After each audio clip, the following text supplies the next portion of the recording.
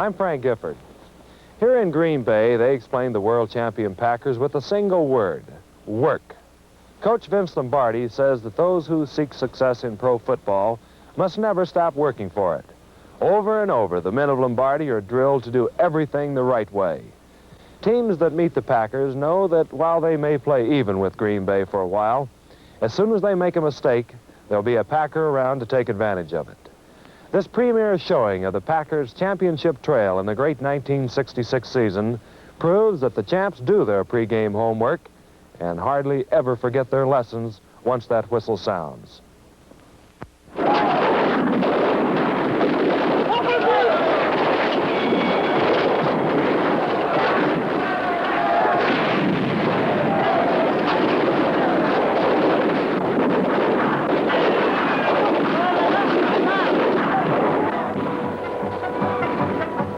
In the turbulent years of the 20s, pro football was born. In small towns throughout America, pro teams sprang up, prospered briefly, and died. But in one, the team survived. In Green Bay, Wisconsin, a team was founded with $500 put up by a meatpacking company. They became known as the Packers. There were no stadiums, no tickets. The earnings were meager, but the club survived. In 1921, the team became one of the charter members of the National Football League.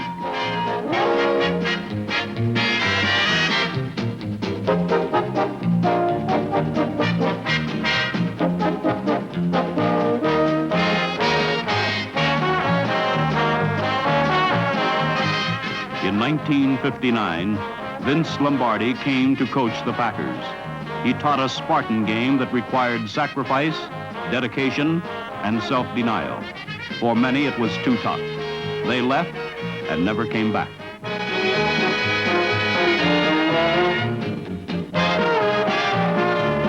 But the proud and the strong remained to become the nucleus of a team which has dominated pro football ever since. The men who wanted to stay, they're still here. And let me tell you this, Green Bay is a great town for football. And football is a way of life in Green Bay. Well, goodness, I haven't missed a game in 15 years.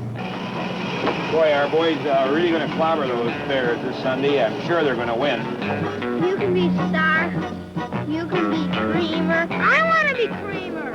I want to be Star. I want to be Star.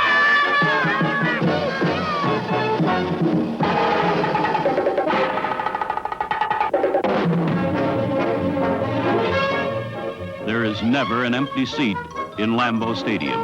The only way anyone gets to see a game is by buying a season ticket, and that takes years of waiting. Johnny, numbers, pictures here. Line up today, program. The official program. Line up today, boys. The reason is the Packers themselves. They are the current wonder team of football and the last of the town teams.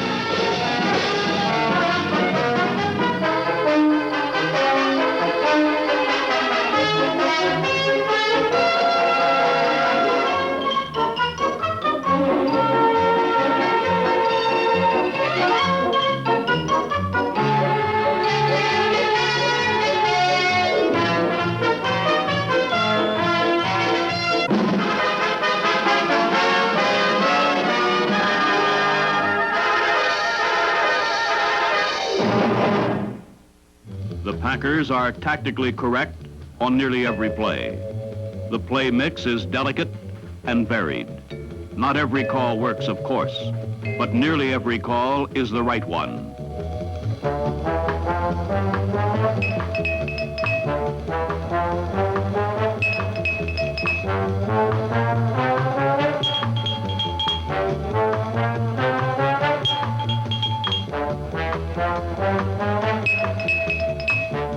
The plays are classic and the formations few. They have an offense that can challenge every part of a defense, but it's not fancy.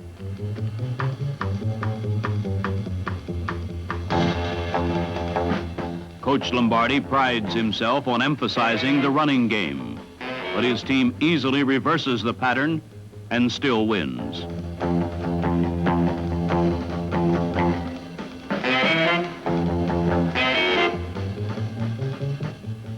Quarterback Bart Starr has often been referred to as a percentage passer, which implies he goes for the shorter, more easily completed passes.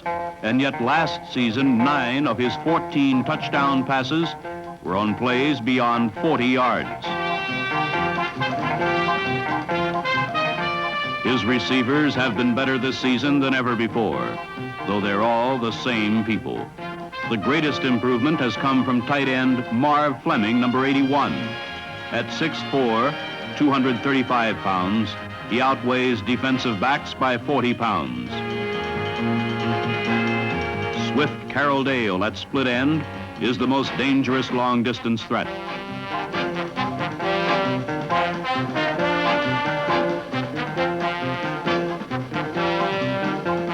His substitute, Bob Long, is even faster.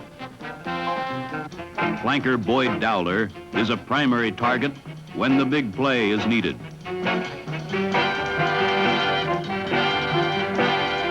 The Packers frequently prefer to use halfback Elijah Pitts on swing passes and circle routes.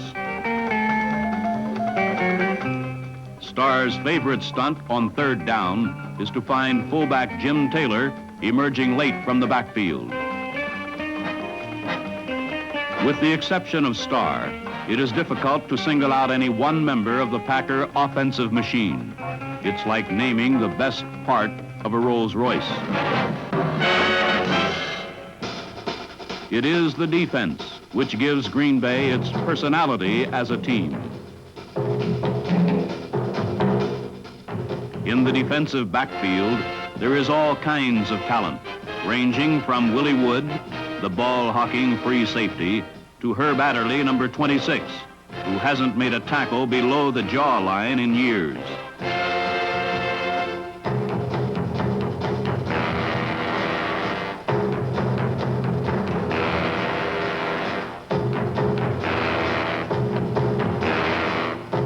The game they play is fast and vicious.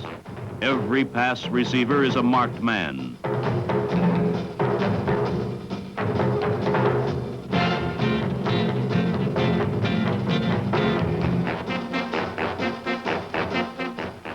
But if there is a player other teams love to hate, it's Ray Nitschke, number 66, Green Bay's all-pro middle linebacker.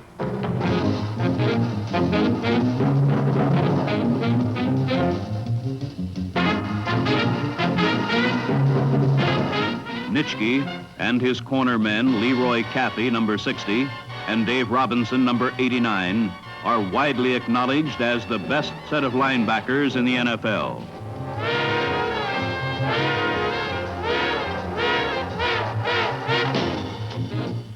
The front four consists of Willie Davis, Henry Jordan, Ron Kostelnik, and Lionel Aldridge. Their pass rush is so effective that the Packers blitz the linebackers less than any other pro team.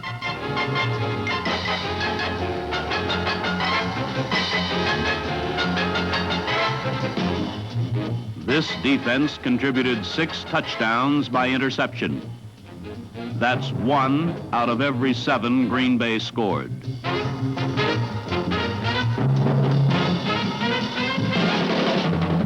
In 1966, the Packers combined their near-perfect defense with a steady offense to claim their 4th world title in the last 8 seasons.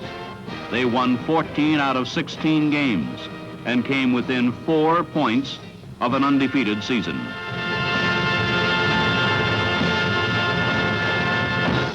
The Baltimore Colts, vengeful and defiant after their second-place finish in 1965, were eagerly anticipating the first game of the new season. John Unitas was hot for all but the last 2 minutes of the first half, but that brief letdown was fatal to Baltimore. Pouncing on Unitas's passes, the Packers won the game in those moments on 2 beautiful interceptions, the first by Leroy Caffey, the second by Bob Jeter. Both were returned for touchdowns and triggered Green Bay to a smashing 24-3 triumph.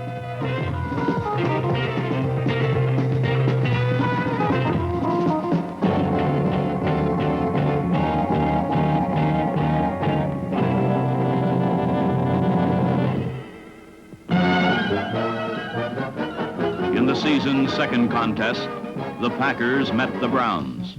Gary Collins boosted Cleveland to a quick lead. But in the best Lombardi tradition, Green Bay took command in the pinches. 2 decisive fourth down pass plays were the margin of victory. On 4th and 1, on his own 40-yard line, Bart Starr connected with Paul Hornung on a daring call that accounted for the Packers' first score. The second big play came with 2 minutes left in the game. The Packers trailed by 6 points.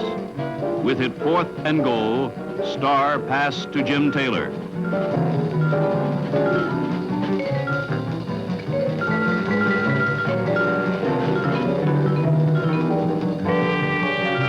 The play covered only 8 yards, but it won the game.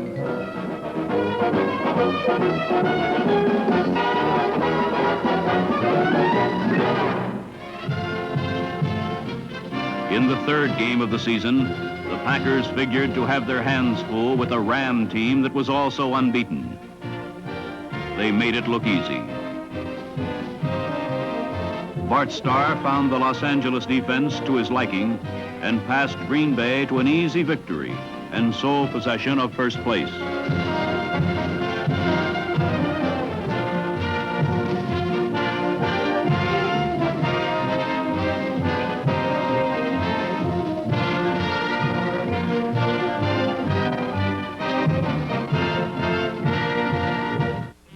The Atlanta Falcons were the Packers' 7th opponent. The league's youngest member never had a chance.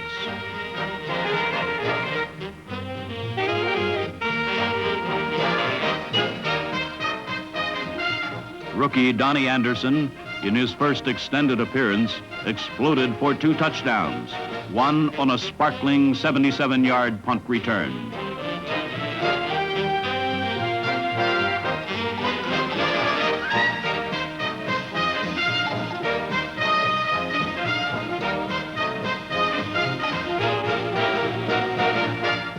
Green Bay's tight-knit secondary contributed 4 interceptions. Doug Hart, number 43, and Herb Adderley converted 2 of them into touchdowns.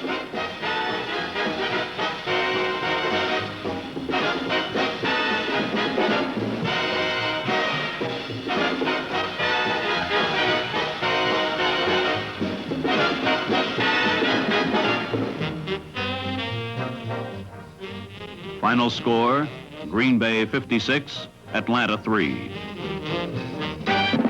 The following week, Elijah Pitt scored 3 touchdowns against Detroit in the finest day of his career. He got the first one with a 4-yard run in the second period. And in the gray twilight, he concluded the afternoon scoring with a 3-yard plunge. In between, he dominated the contest.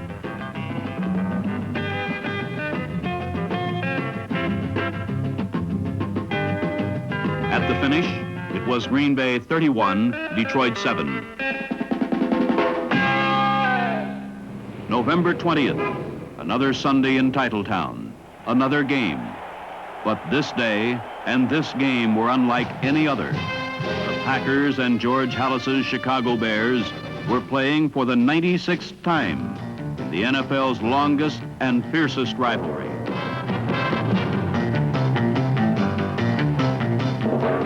It was a raw, mean, old-fashioned professional football game.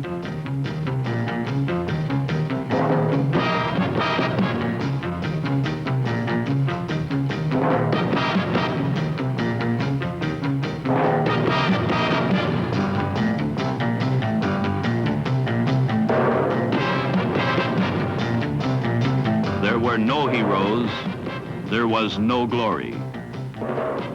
It was trench warfare waged by Bob Skoronski, Forrest Gregg, Jerry Kramer, and Fuzzy Thurston, old pros who understand the high price of victory. It was a battle won by elementary maneuvers. The unsparing Green Bay defense held Gale Sayers to 68 yards rushing in 20 carries. Green Bay's offense, under the intelligent marshaling of Zeke Bratkowski, struck for 2 touchdowns, which were enough for victory.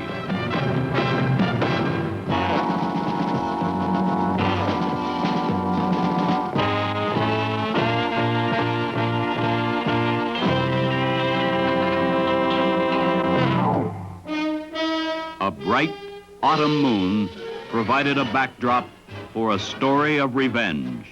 3 weeks before, the Minnesota Vikings had handed the Packers a startling defeat. But today, Green Bay simply outclassed the Vikings. They out-defensed them, outran them, and out-scrambled them.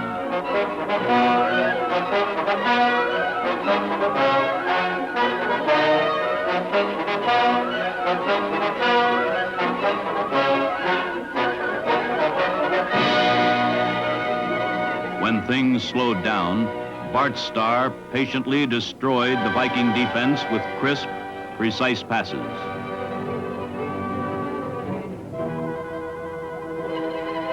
Jim Taylor, Green Bay's savage fullback, was knocked senseless in the first quarter.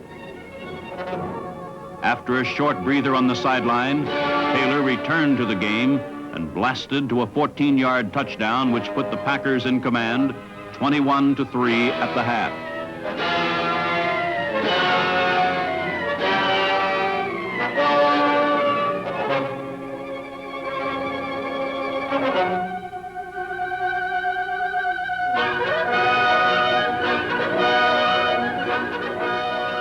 In the second half, this story became entirely the property of defensive end Willie Davis, number 87.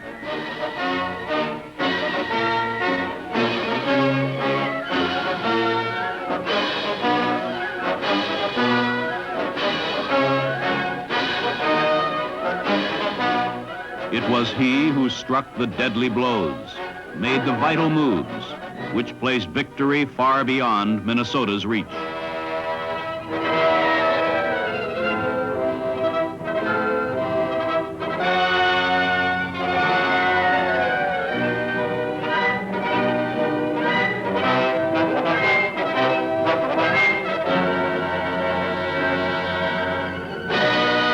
Packers 28, Vikings 16. Victory with vengeance. On the first Sunday of 1967, the Packers met the Dallas Cowboys in the Cotton Bowl for the NFL championship.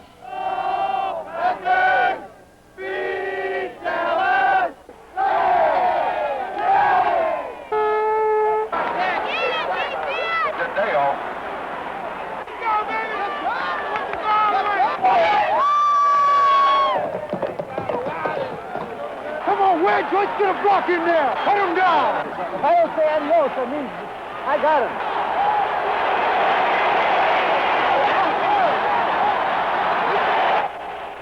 All the pressure and all the frenzy of an entire season was wrapped neatly into a single game. Field goal team, be ready here.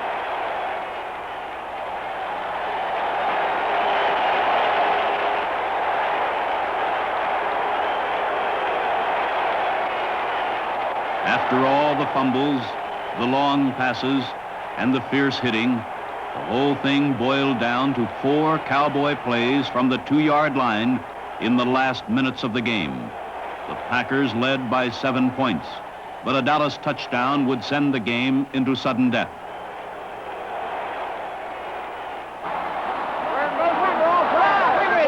A penalty and a grim Packer defense combined to make it 4th and goal. The entire game focused sharply on this one critical play.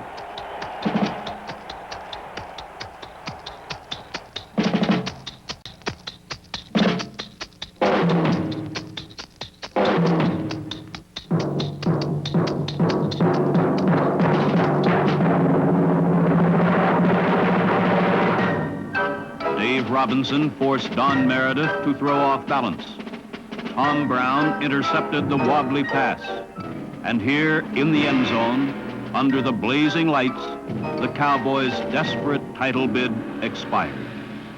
The Packers were champions again. But now, for the first time, there was one more game to be played.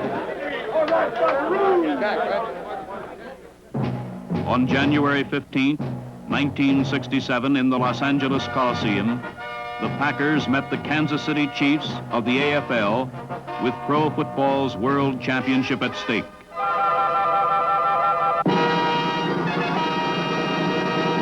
On Green Bay's third play from scrimmage, Boyd Dowler injured his shoulder and was forced to withdraw from the game. Enter Max McGee. Although the oldest player on the field, Max emerged as the game's surprising hero. Ranging freely through Kansas City's porous defense, McGee caught 7 passes, 2 for touchdowns.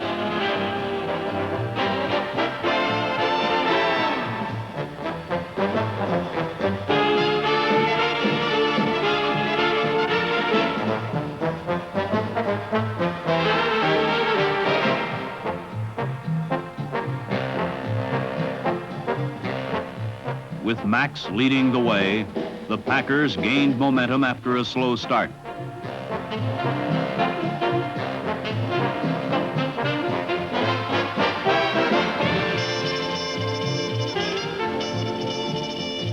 In the second half, the first game between the long feuding leagues became a rout.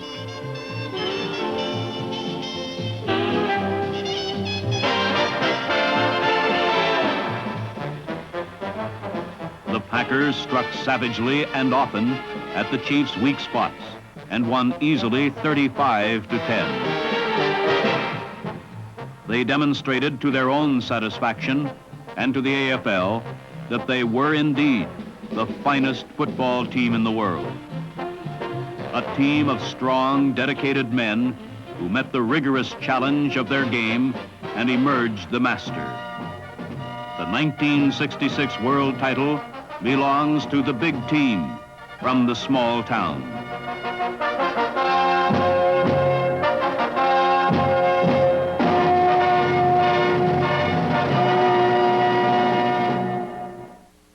Remember to see more National Football League action next week.